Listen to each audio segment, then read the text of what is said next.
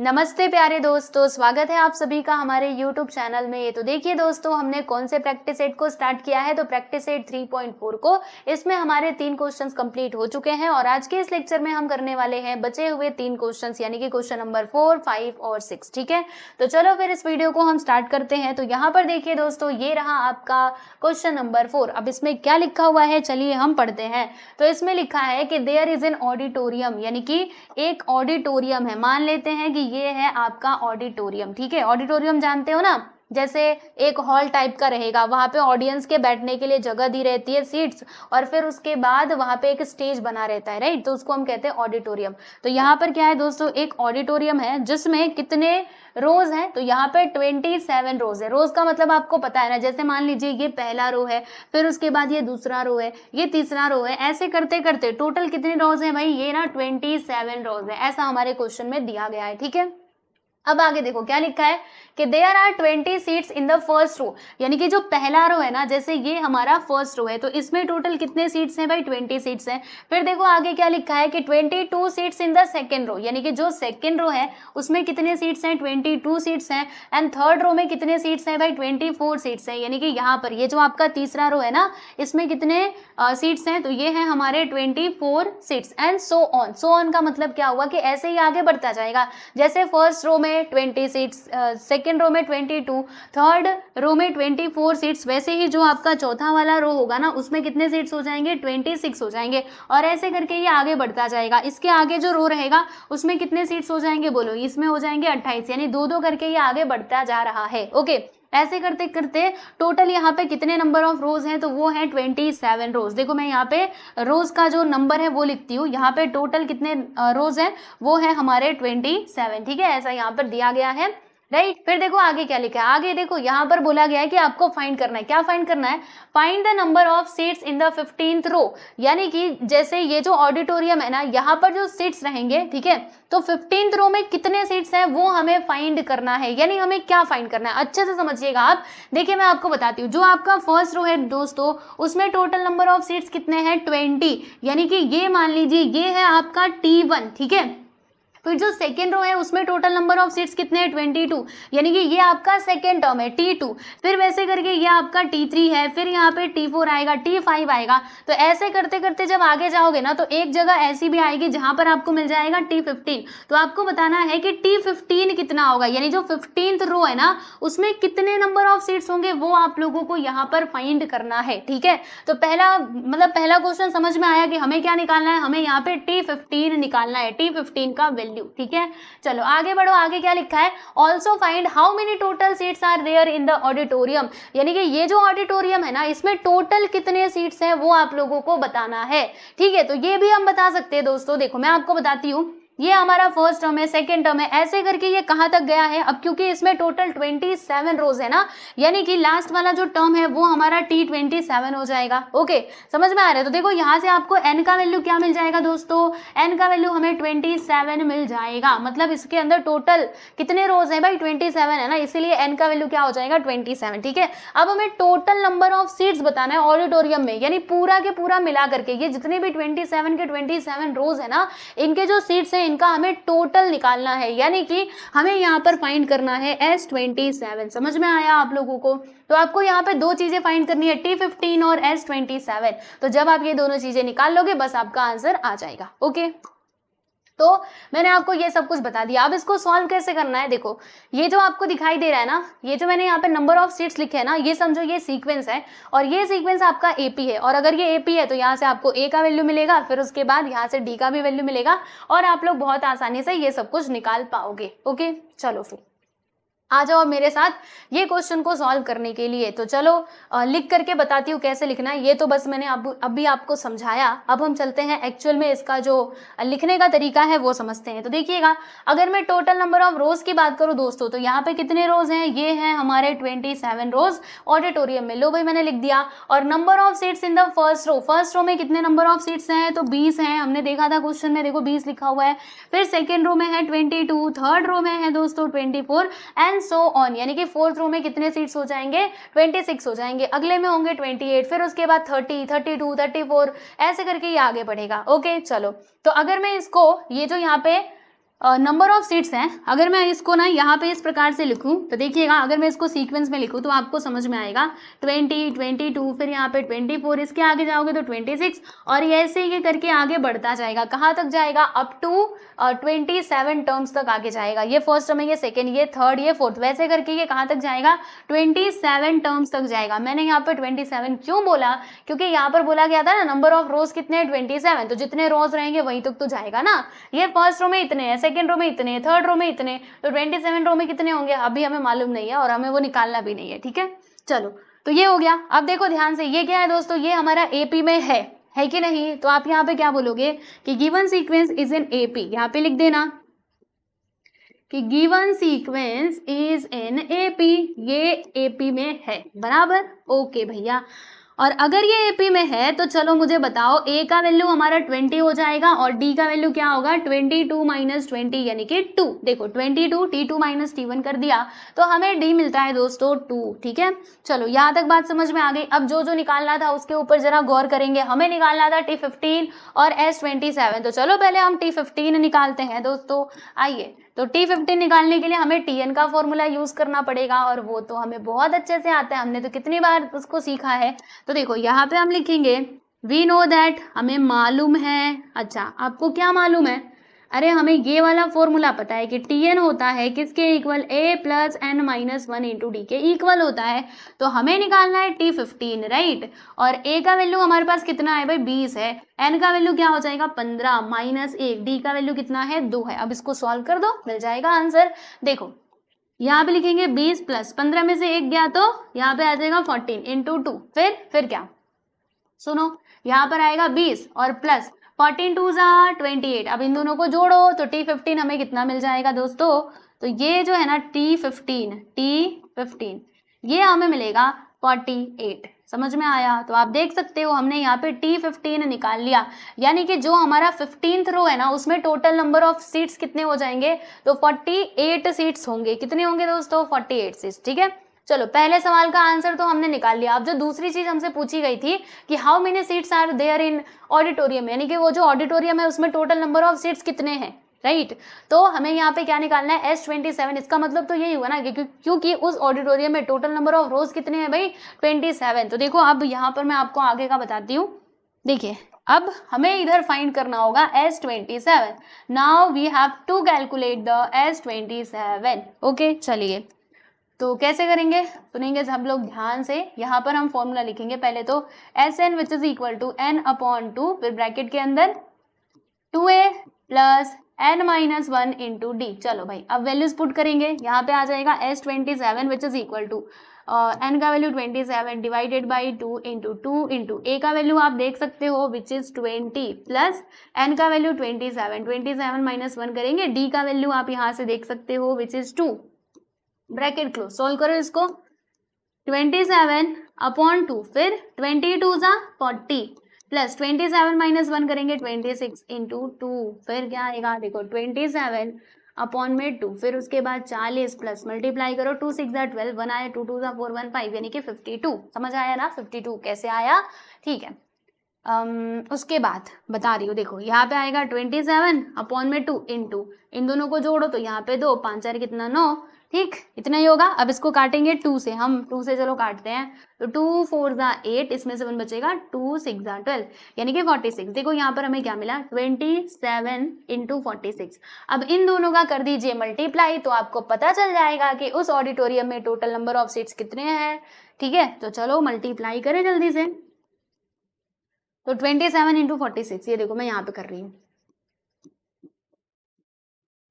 6 6 जा 46, 6 7 जा 42, ठीक है, फिर यहाँ पे 6 6 जा 36 और 6 7 जा 42, फिर यहाँ पे 4 आ गया। 6 2 जा 12 प्लस 4 करेंगे तो 16, सो 4 7 जा 28 और 2 आ गया, 2 आएगा यहाँ पे, और 4 2 जा 8, 8 2 10, उसके बाद 2 6 8 14 का 4, 1 आया यहाँ पे 2, यानी कि 1 2 4 2। ठीक है, चलो तो हम यहाँ पे लिख देते बच्चों 1 2 4 2।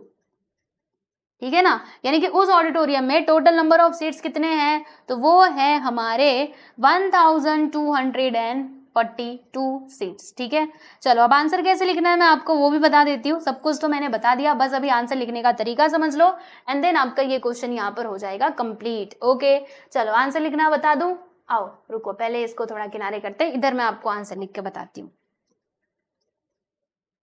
देखिए, पहले हमसे पूछा था कि how many seats are in the 15th row, यही पूछा था ना कि the number of seats in the 15th row.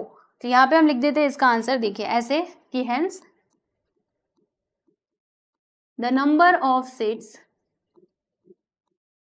The number of seats in the number of seats in the 15th row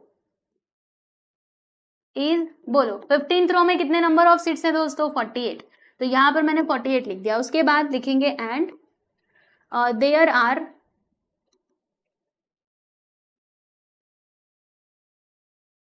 उस ऑडिटोरियम में टोटल नंबर ऑफ सीट्स कितने हैं? तो there are 1242 seats. There are 1000, इसको थोड़ा अलग colour से लिखूं ना, पता चलना चाहिए, ये इसका मेन आंसर है। 1242 seats. There are 1242 seats in the auditorium, right? ऐसे ही लिखेंगे ना इसका आंसर। हाँ ठीक है, इन द ऑडिटोरियम, समझ में आ गया? तो ऐसे करके स्टेटमेंट बना करके लिख लेने का। लिख लोगे ना आप सभी लोग? चलो बहुत होशियार हो, लिख लोगे पक्का, है ना? मुझे अब इतना आप लोगों को भरोसा है कि जरूर से आप लिख लोगे। ऑडिटोरियम लिख दिया, हाँ बिल्कुल। तो ये है इसका आंसर, देख लो अच्छे से और आंसर लिखने का तरीका भी समझ लो, क्योंकि एग्जाम में ना, बोर्ड एग्जाम है अभी आपका इस बार, तो आंसर हाईलाइट करके लिखने की आदत डालो, ठीक है? ताकि एग्जामिनर जब आपकी कॉपी चेक करे ना, तो आंसर उसको ऐसा बड़ा बड़ा दिख जाना चाहिए सबसे पहले, ठीक है?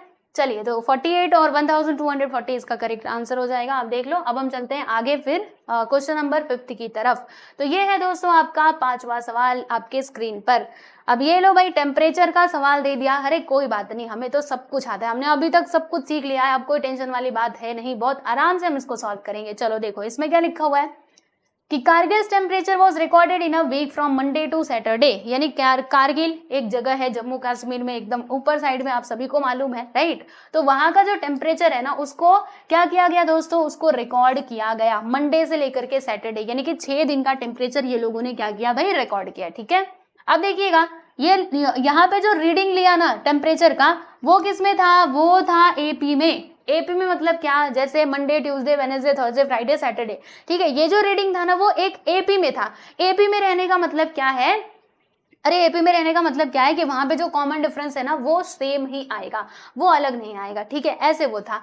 फिर आगे देखो क्या लिखा है कि the sum of the temperature of Monday and Saturday was 5 degree. अच्छा, यहाँ पे देखो ये कंडीशन दिया गया है, ठीक है? यहाँ से लेकर के यहाँ तक पहला कंडीशन है, उसके बाद ये दूसरा कंडीशन है। तो फिर हमें क्या फाइंड करना है? Find the temperature on the other 5 days. यानी कहने का मतलब क्या है? पहले तो मैं आपको ये बता, वो जो इन लोगों ने रिकॉर्डिंग की ना, वो था एपी में। तो एपी में रहने का मतलब क्या है? मान लीजिए जैसे मंडे का टेम्परेचर अगर ए होगा ना, तो ट्यूसडे का टेम्परेचर कितना होगा बच्चे? ट्यूसडे का टेम्परेचर हमारा ए प्लस डी हो जाएगा, क्योंकि एपी के टर्म्स ऐसे ही तो होते हैं। अगर पहला वाला ए है तो दूसरा वाला ए प्लस डी होता है, वैसे ही तीसरा वाला क्या होता है भाई? ए प्लस 2d। फिर चौथा वाला क्या होता है? ए प्लस 3d, है ना? तो मंडे, ट्यूसडे, फिर उसके बाद वेडनेसडे, उसके बाद यहाँ पे थर्सडे। और फ्राइडे का टेम्परेचर कैसे होगा? ए प्लस 4d होगा। फ्राइडे के बाद सैटरडे, सैटरडे का टेम्परेचर ए प्लस 5d होगा, ऐसे करके, ठीक है? तो ये एपी में देने का मतलब यही है कि इनका जो टेम्परेचर है ना, कुछ इस प्रकार से होगा। ओके, बात समझ में आई? यहाँ तक समझ गए?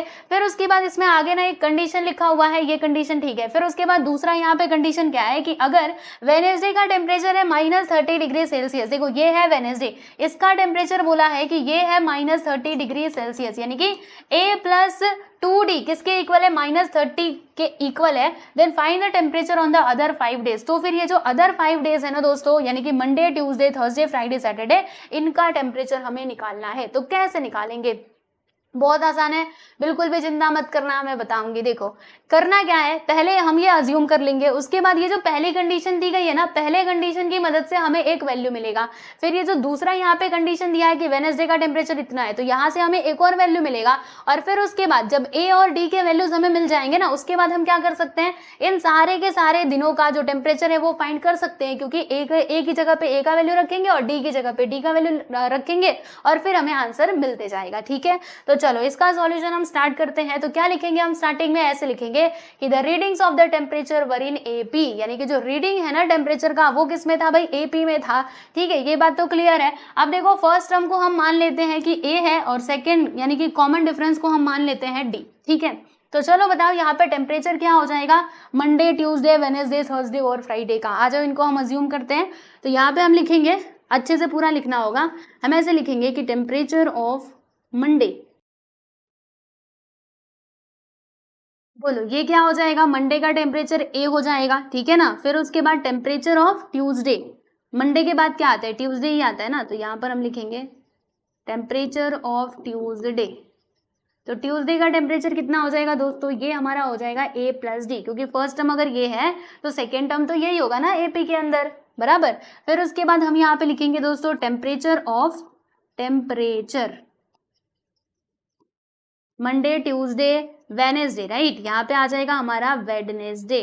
ठीक है, तो इसका टेम्परेचर क्या होगा, इसका टेम्परेचर हो जाएगा ए प्लस 2D, और ऐसे करके ये थोड़ा और आगे बढ़ेगा। वेडनेसडे के बाद क्या आएगा दोस्तों, थर्सडे आ जाएगा, है ना, Sunday Monday Tuesday Wednesday Thursday, और उसके बाद फ्राइडे, फिर सैटरडे। तो यहाँ पे हम लिख देंगे थर्सडे। उसके बाद यहाँ पे फ्राइडे का भी टेम्परेचर हम अज्यूम करेंगे, और इसके साथ साथ जो आपका सैटरडे है दोस्तों, इसका भी हम टेम्परेचर इधर लिखेंगे। तो बोलो इसका क्या हो जाएगा, a प्लस 3D, और उसके बाद अगला टर्म क्या होगा एपी में, a प्लस 4D, और अगला वाला क्या हो जाएगा a प्लस 5D। तो आप देख सकते हो हमने यहाँ पर जो ये 6 के 6 दिन थे ना, इन सभी का टेम्परेचर लिख दिया है। मंडे का a है, तो ट्यूसडे का a प्लस डी है, वेडनेसडे का a प्लस 2D, थर्सडे का ये है, फ्राइडे का ये है, और सैटरडे का ये है, आप देख सकते हो। ठीक है, यहाँ तक समझ में आया। और इधर का आप लिख लोगे या फिर मैं लिख दूँ, आओ भाई लिख ही देती हूँ। ठीक है, पूरा अच्छे से लिख देते हैं हम लोग, टेम्परेचर ऑफ थर्सडे, फिर उसके बाद यहां पर मैं लिख दूंगी टेम्परेचर ऑफ फ्राइडे, और यहां पर हम लिखेंगे बच्चे टेम्परेचर ऑफ सैटरडे, बराबर। चलो यहाँ तक बात समझ में आ गई आप सभी लोगों के।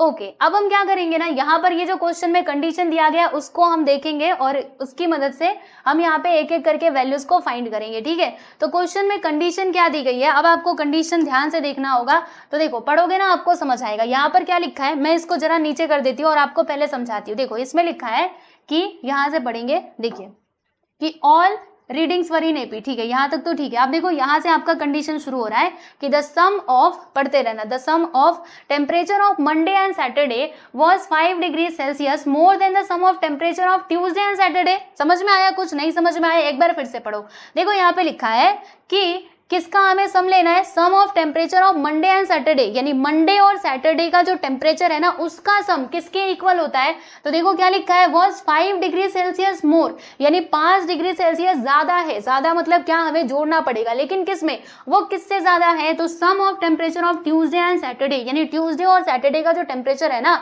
उसके सम से वो 5 ज्यादा है, यानी ट्यूसडे और सैटरडे का टेम्परेचर का सम, और उसमें हमें 5 और जोड़ना पड़ेगा। ठीक है, तो देखो हमारा जो कंडीशन है ना वो कुछ ऐसा बनेगा, मैं आपको बताती हूँ। देखिए इक्वेशन हमें कुछ ऐसे मिलेगा। अभी इधर देखो, इधर बाजू में मैं कर रही हूँ, सुनो। यहाँ पे हम लिखेंगे कि बाय फर्स्ट कंडीशन, यानी पहला वाला जो कंडीशन है ना उसको हम लेकर के इसे सॉल्व करने की कोशिश करेंगे। देखिए कंडीशन क्या है, पढ़ेंगे अच्छे से एक बार फिर से, कि द सम ऑफ, सम यानी क्या होता है, प्लस करना, लेकिन किसका किसका प्लस करना है, तो temperature of Monday and Saturday. तो मंडे का टेम्परेचर कितना है भाई, ए है, तो इसको, और फिर सैटरडे का टेम्परेचर क्या है, ए प्लस 5D, आप देख सकते हो। तो हम यहाँ पर लिख देंगे दोस्तों ए प्लस 5D। ठीक है, तो इसका जो सम है ना वो किसके इक्वल है, तो ये 5 ज्यादा है। किससे 5 ज्यादा है, 5 ज्यादा का मतलब हमें क्या करना पड़ेगा, इसमें जोड़ना पड़ेगा, लेकिन किस में जोड़ेंगे, तो देखो लिखा है sum of temperature of Tuesday and Saturday, यानी ट्यूसडे और सैटरडे का जो टेम्परेचर है ना उसके सम से 5 ज्यादा है। तो ट्यूसडे का टेम्परेचर क्या है भाई, ए प्लस डी, और सैटरडे का बच्चे टेम्परेचर कितना है, यहाँ पे देख लो ए प्लस 5D। तो हम इधर लिख देंगे दोस्तों ए प्लस 5D। देखिए अभी ध्यान से देखिए, यहाँ पर हम क्या लिख देंगे, ए प्लस 5D, और ये ऐसे करके होगा। समझ आया, एक बार फिर से मैं पढ़ रही हूँ, सुनो। यहाँ पर लिखा है कि सम ऑफ, मतलब टेम्परेचर का सम करना है मंडे और सैटरडे का, ये किसके इक्वल होता है, इन दोनों का मिलाकर के किसके इक्वल होता है, तो ट्यूसडे और सैटरडे का जो टेम्परेचर है ना उसके सम से 5 ज्यादा है। ज्यादा का मतलब 5 को आपको इसमें जोड़ना पड़ेगा। ठीक है, क्लियर हुआ है ना, क्लियर हुआ ना। चलो अब क्या करेंगे, अब आओ यहाँ पर जरा इसको हम सॉल्व करें। तो a प्लस ए मिला करके इधर 2a हो जाएगा। उसके बाद मैंने इधर लिख दिया 5D, और मैंने क्या किया, यहाँ पे लिखा 5 प्लस, ये देखो a प्लस a करोगे तो यहाँ पर हो जाएगा दोस्तों 2a, और d प्लस 5d करोगे तो देखो 1d प्लस 5d, ये दोनों मिला करके 6d हो जाएगा। ठीक, ओके। फिर क्या करें, तो फिर हम एक काम करेंगे, मैंने ये d को कहा ना, d बाई तो इधर आ जा, 6d को इधर बुला लेते हैं, और क्या करेंगे, 2a को उधर भेज देते हैं, ये 5d को ऐसे ही रहने दो, 6d जब इधर आएगा तो माइनस 6d हो जाएगा। फिर यहाँ पे 5 को ऐसे ही रहने देना, यहाँ पर है 2a और ये वाला 2a उधर जाएगा तो माइनस 2a हो जाएगा, है ना, क्योंकि वो इधर प्लस में, जब उधर जाएगा तो माइनस में हो जाएगा। तो अब देखो प्लस 2a माइनस 2a, ये दोनों क्या हो जाएंगे बच्चे, कैंसिल हो जाएंगे, यानी इन दोनों को मैंने कर दिया है कैंसिल। और 5d माइनस 6d करोगे तो बोलो भैया कितना आएगा, तो यहाँ पे आ जाएगा माइनस d।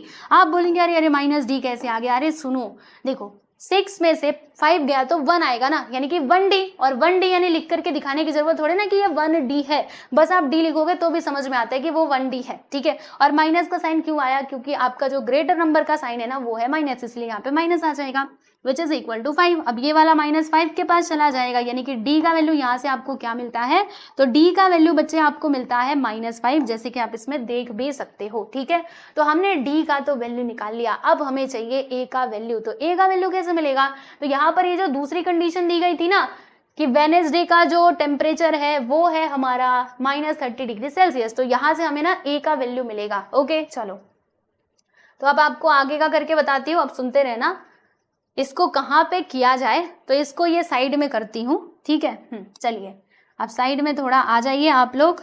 अब यहाँ पे हम लिखते हैं कि बाय सेकेंड कंडीशन,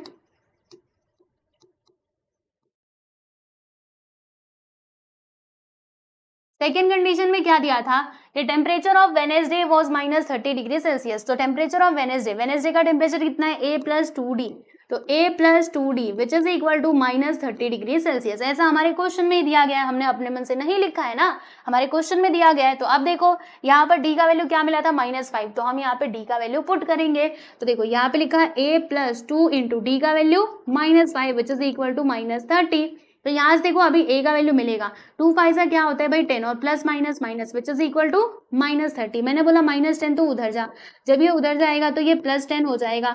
ठीक है, और फिर यहाँ पे माइनस करेंगे तो कितना आएगा, तो 30 - 10 करोगे तो -20 आएगा। समझ में आया, माइनस में क्यों, क्योंकि ग्रेटर नंबर का साइन है माइनस, इसीलिए इसका फाइनली जो आंसर हमें मिलेगा ना वो भी माइनस में ही मिलेगा। ओके बच्चे, समझ में आ गया। तो आप देख सकते हो हमने a का भी वैल्यू निकाल लिया, d का भी वैल्यू निकाल लिया। अब हम क्या कर सकते हैं, अब हम हर एक दिन का जो टेम्परेचर है वो बहुत आसानी से फाइंड कर सकते हैं, बिकॉज हमारे पास d का भी वैल्यू है और a का भी वैल्यू है। तो चलो आप चलते हैं हमारे अगले पेज पर, और यहाँ पर हम जरा कैलकुलेशन कर लेते हैं हमारे टेम्परेचर का। देखो वेडनेसडे का तो टेम्परेचर दिया गया है ना, नो प्रॉब्लम। जो अभी बचे हुए 5 दिन है, वेडनेसडे का जो टेम्परेचर है, हमसे बोला था कि find the temperature on the other 5 days, है ना, तो अदर 5 डेज का टेम्परेचर यानी मंडे, ट्यूसडे, थर्सडे, फ्राइडे और सैटरडे का हम निकालेंगे। ठीक है, तो यहाँ पे हम लिखते हैं कि hence temperature on other 5 days, other 5 days का टेम्परेचर क्या होगा। देखो पहले हम बात करेंगे मंडे की, तो क्या लिखेंगे, टेम्परेचर ऑफ मंडे। एक मिनट, बस यहाँ पे दिन ही लिख दो ना, बार बार इतना बड़ा बड़ा लिखने की जरूरत नहीं है, लिख दो यहाँ पे मंडे, क्योंकि इधर आपने बताया ना कि टेम्परेचर है, तो बार बार लिखने की कोई जरूरत नहीं है। चलो मंडे का टेम्परेचर हमारा क्या था, आप देख सकते हो a था, a है ना, तो यहाँ पर हम लिख देंगे बच्चों a। अभी a का वैल्यू कितना आया है, यहाँ पे मैं लिख देती हूँ जरा, a का वैल्यू और d का वैल्यू क्या मिला है हम लोगों को, तो a का वैल्यू आपको मिला है -20 और d का वैल्यू मिला है -5, तो यहाँ पे मैं लिखती हूँ -20 और ये मिला है -5 बराबर। चलो तो मंडे का टेम्परेचर कितना था, वो था -20 डिग्री सेल्सियस। ठीक है, चलो मंडे के बाद ट्यूसडे, तो आइए ट्यूसडे का टेम्परेचर जरा हम देख लेते हैं। ट्यूसडे का कितना था, a प्लस डी, यही था, देखो इधर a प्लस डी, राइट।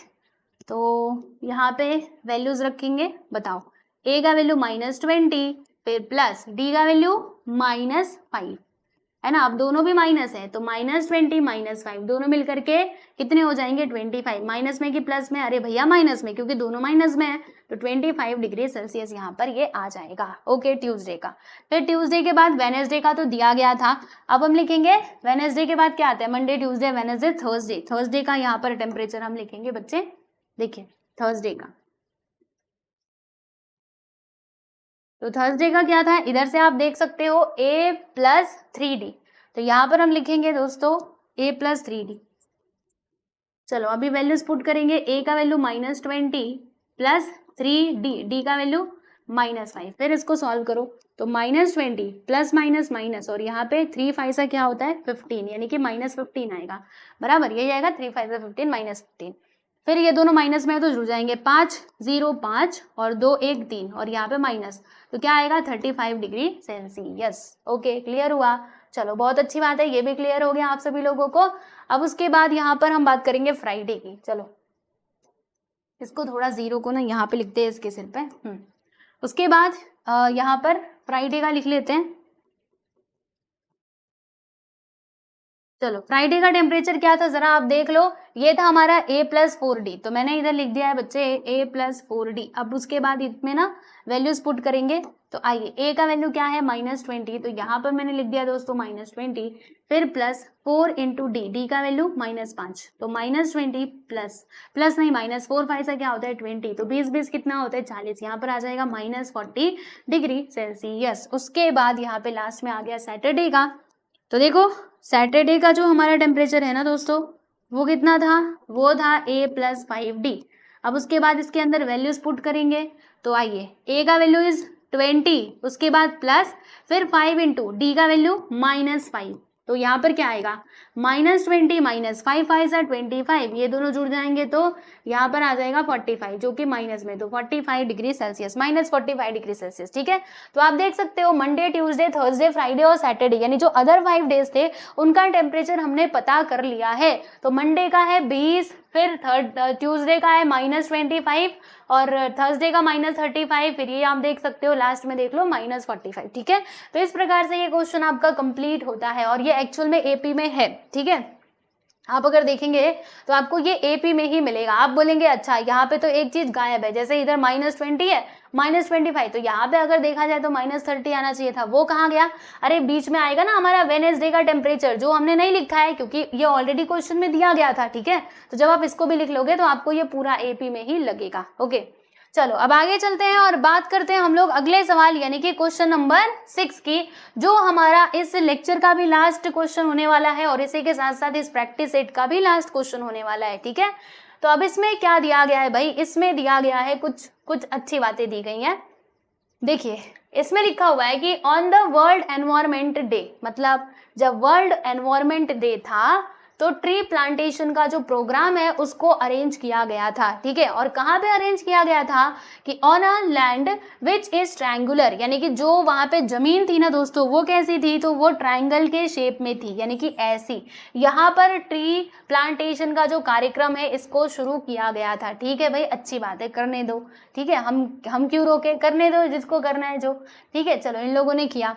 फिर आगे देखो क्या लिखा है कि trees are planted such that in the first row there is 1 tree, मतलब जो ट्रीज है ना उनको कैसे प्लांट किया गया कि फर्स्ट रो में कितना ट्री था, ओनली 1। जैसे मान लो कि ये है आपका फर्स्ट रो, क्या है बच्चों, ये आपका फर्स्ट रो है, तो इसमें कितना ट्री था, खाली बस 1 ट्री था, 1 पेड़ था। ठीक है, फिर दूसरे रो में देखिएगा 2 ट्रीज थे, यानी जो आपका सेकेंड रो है ना, सेकेंड रो, इसमें कितने पेड़ थे भाई, 2 पेड़ थे।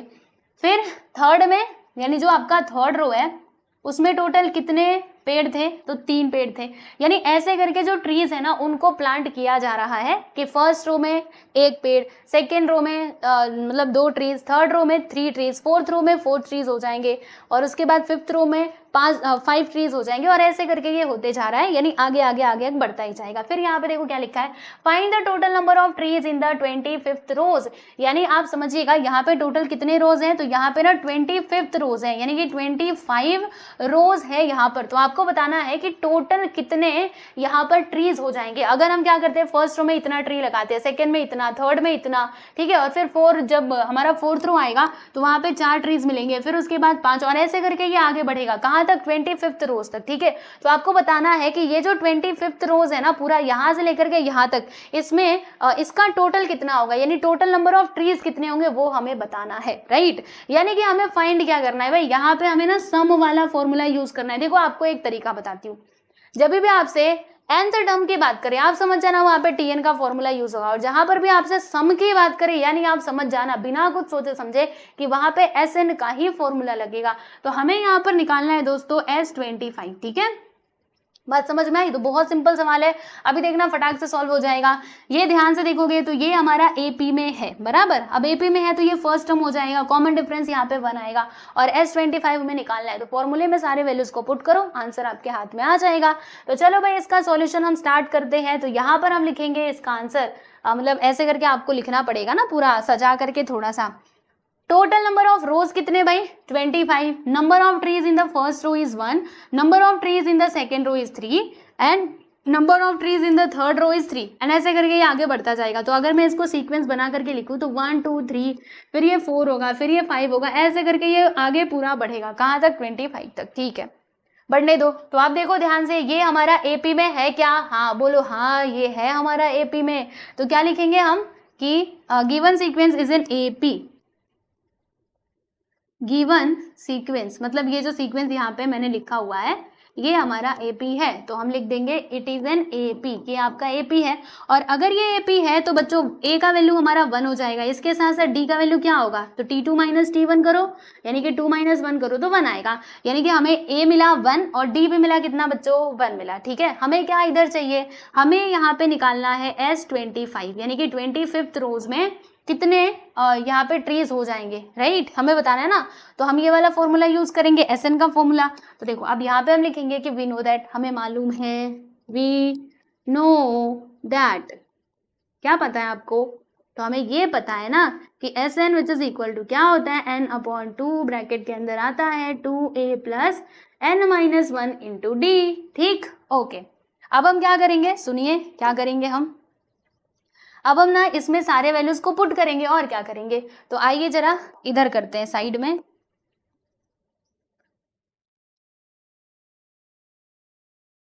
देखिए यहाँ पर क्या होगा, एस क्या लिखेंगे, हमें क्या चाहिए? हमें S25 चाहिए, तो S25 यानी कि n का वैल्यू क्या हो जाएगा? 25, तो यहाँ पर 25/2, फिर यहाँ पे लिखेंगे 2 इंटू ए का वैल्यू आप देख सकते हो 1 है, फिर प्लस n का वैल्यू 25 माइनस 1, डी का वैल्यू इज ऑल्सो 1, फिर 25 अपॉन में आ गया 2, और उसके बाद देखिए यहाँ पर क्या होगा, 2 1 जा 2 प्लस 25 माइनस 1 करेंगे 24 इंटू 1 ब्रैकेट क्लोज, फिर 25/2 और उसके बाद 24 प्लस 2 प्लस 24 1 जा 24, ठीक है। तो यहाँ पर कितना आएगा? 25/2 इंटू, इन दोनों को जोड़ेंगे तो 26 आएगा। अब इसको काटो, चलो फटाक से काटते हैं, 2 1 जा 2, 2 3 जा 6, यानी कि यहाँ पर हमें मिला 25 इंटू 13, राइट। अब इन दोनों को मल्टीप्लाई कर दो, आपको पता चल जाएगा कि इसका फाइनली आंसर कितना आएगा। तो 13 5 से कितना होता है भाई? 65 होता है, तो यहाँ पे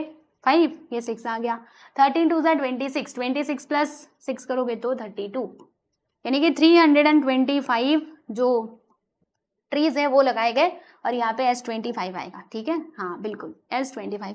तो ये है बच्चों आपका आंसर। एक बार मैं आपको मल्टीप्लाई करके दिखाई देती हूँ, है ना, मुझे भी डाउट लग रहा है कहीं गड़बड़ ना हो जाए, वरना मेरा पूरा मेहनत खराब हो जाएगा, इसीलिए जरा हम इसको मल्टीप्लाई करके देख लेते हैं। 3 5 से 15 1 आया, 3 2 से 6 1 7, 1 5 से 5 1 2 से 2 5 7 5 12, हाँ सही किया है मैंने, देखो 325 ही आएगा, राइट। तो चलो देख लो, ये है इसका आंसर, हमसे जो पूछा गया था हमने बता दिया, ठीक है। तो क्या लिखोगे आप? हम लिख सकते हैं ना ऐसे इसका आंसर कि total number of trees in the 25 rows is 325, ठीक है। लिख दोगे इसका आंसर स्टेटमेंट?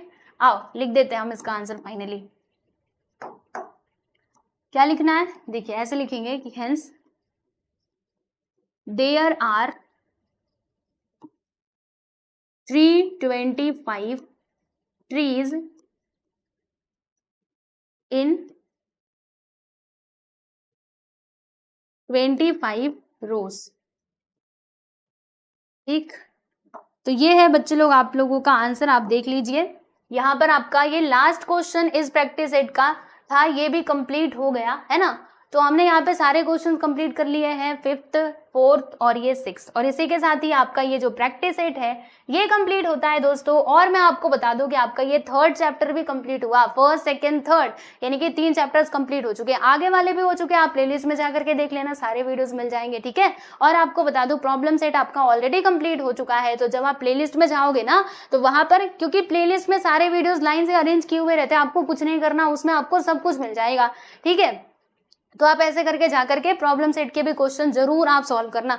देखो आपको पढ़ने का तरीका मतलब कैसा होना चाहिए, पहले आप प्रैक्टिस सेट का मतलब प्रैक्टिस सेट स्टार्ट करने के पहले बेसिक समझो, बेसिक समझने के बाद आपको क्या करना है, प्रैक्टिस सेट के क्वेश्चंस को सॉल्व करना है, और उसके बाद जो प्रॉब्लम सेट के क्वेश्चंस दिए गए उन्हें सॉल्व करना है, और फिर उसके बाद जब ये सब कुछ करके हो जाएगा ना तब आप हॉट्स के क्वेश्चन सॉल्व करना, वो मैं बाद में बताऊंगी। अभी फिलहाल में प्रॉब्लम सेट, प्रैक्टिस सेट और जो सॉल्व एग्जाम्पल्स है उनको भी सॉल्व करने की कोशिश करो, ठीक है। तो बस आप लोग पढ़ते रहिए अच्छे से, और मिलेंगे हम लोग बहुत ही जल्द नेक्स्ट वीडियो में। सब लोग अपना ध्यान रखिए, बाय बाय एवरीवन।